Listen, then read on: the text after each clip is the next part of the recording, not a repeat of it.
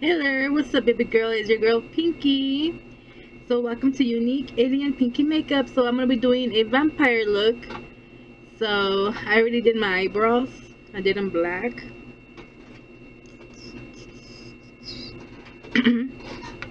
So here is the palette I'm gonna be using. I'm gonna be using like a dark brown.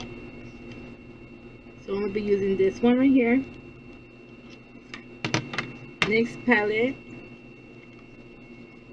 I'm gonna be using this one right here. For foundation, I'm gonna be using this one,